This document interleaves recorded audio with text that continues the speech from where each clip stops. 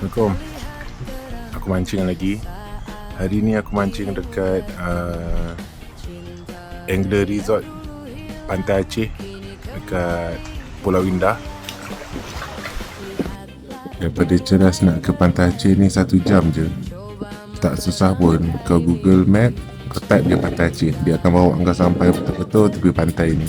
Dulu 6-7 tahun lepas kat situ JT tu penuh orang mancing. Orang kata situ kawasan padi dengan cakap. Tapi sekarang dah tak boleh mancing, tak tahu kenapa. Jadi mancinglah dekat tebing-tebing ni lah.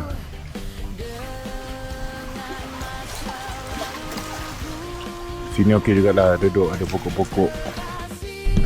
Tapi aku nak bagi tahu, jalan nak ke Pantai Aceh ni memang teruk lah. Adalah dalam 2-3 km dia kawasan berlopak, tanah berpasir macam ni lah.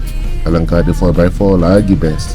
Ataupun kau naik motor. Kalau bawa kereta memang kena slow lah, perlahan tak apa, sampai juga nanti. Balik daripada mancing confirm kena terus pergi car wash. Melecak kotor kereta. So aku pun tak nak buang masa. Aku set up semua. Aku pun terus mancing. Ikan 9 pakai roti Masa ni ikan ketuk perut aku. Aku syak ni mesti kawan-kawan yang ambil. Kau tengoklah sendiri macam mana aku tarik. Berat tapi dia tersangkut dekat batu. Lepas tu dia terlepas balik.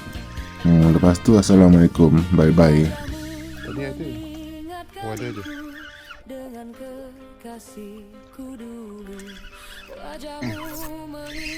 Nak buat macam mana nasib pemancing macam ni lah.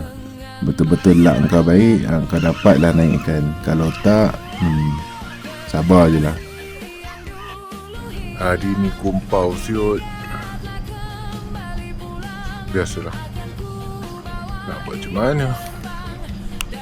Makan Maggi ni sedap bila apa? Bila kumpau. Okey, aku jalan-jalan sikit dekat kawasan sini. So dekat sini kalau kau datang kau jangan risau, ada kantin. Boleh lah kau nak beli air ke, nasi goreng ke, Maggi ke.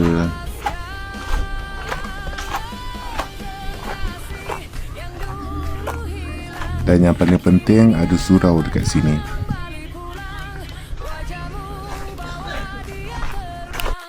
Tapi tadi ada brother tu dapat ikan yu 2 ekor. Bertanya kat besar dia.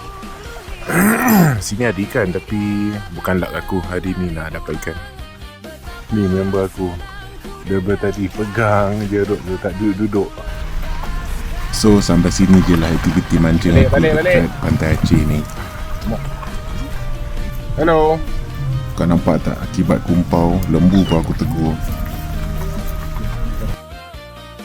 So inilah hasil untuk hari ni. Macam mana aku datang, macam tu lah aku balik. Tong ni ada air je.